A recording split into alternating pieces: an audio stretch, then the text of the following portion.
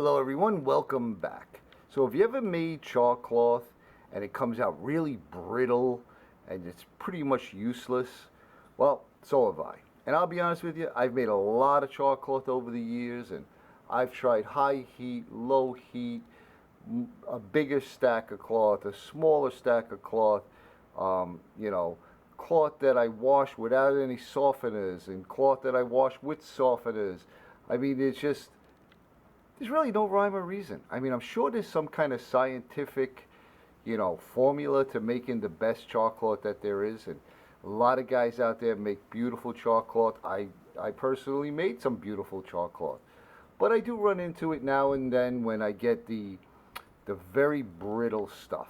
And usually it's about 5, 6 pieces towards the bottom that get really brittle, and they're pretty much useless unless you're going to use them right then and there and get rid of them, because you can't really hold them or anything. They just fall apart. So hopefully this little trick helps some of you. So number one, use something that's 100% cotton. It doesn't matter if it's a t-shirt, or I personally like t-shirts the best, tight woven. I think that they work great. But you can use anything. You can use a paper towel. You can use denim, canvas, whatever, as long as it's 100% cotton or 100% plant fiber, like you could do punk wood. So I just have here a bunch of sheets cut up, and here's the trick. I have this little tiny, basically like a grill, okay, and it's about 3/4 of an inch off the bottom of this, and it just fits right there in the bottom. Then I take my char cloth, place it on top, cover her up, and cook her. So we're going to take you over to the little camp stove, and we're going to cook this up, and I'll show you what it looks like. All right, folks, let's get to cooking.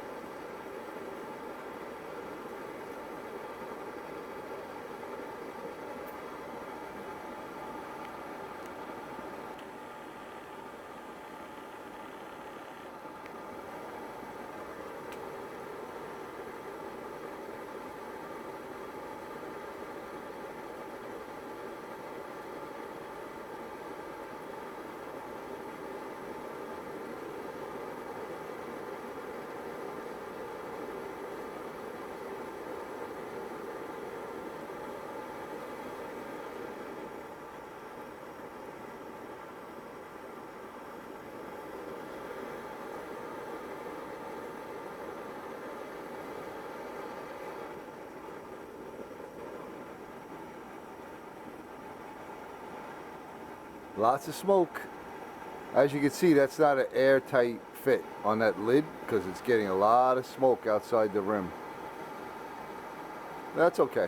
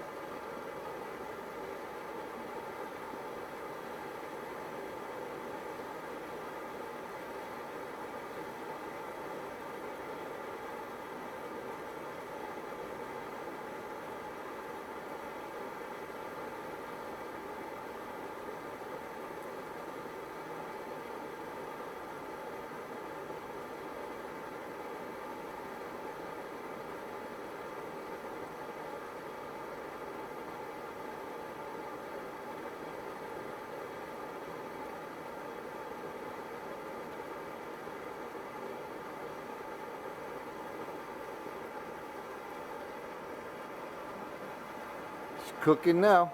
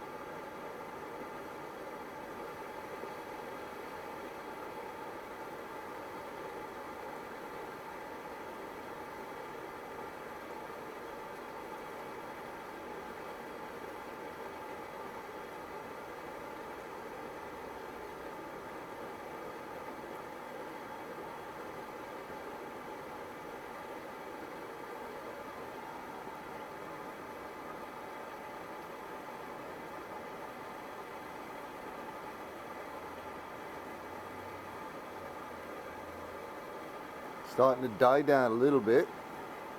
It's around 5 minutes, I would guess, so far.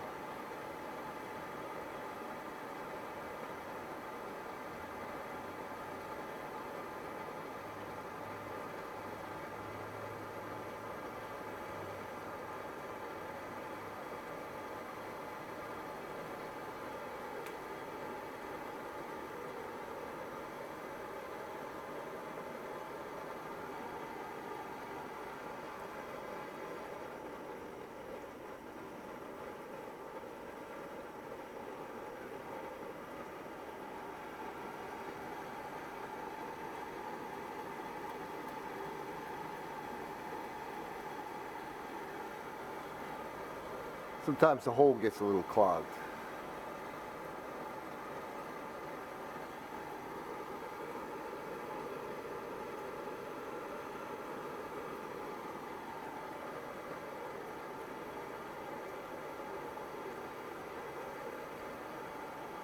Yeah, we're running around 6 minutes so far.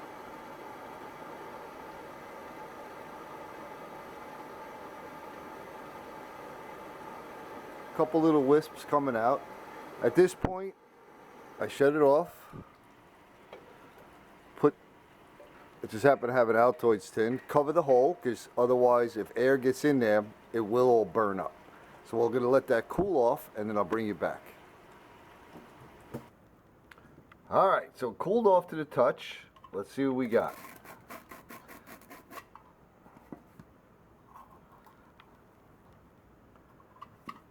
Nice batch. Look at that. All right, so you see that little crinkling effect? So this one piece almost got brittle, but it's not, and it's still usable. I'll show you.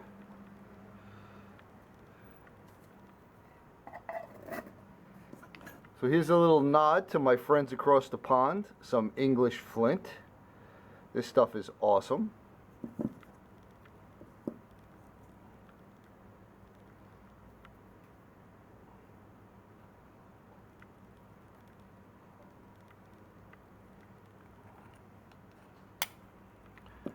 That's all. Whoa, look at that, huh? That's all it takes, folks.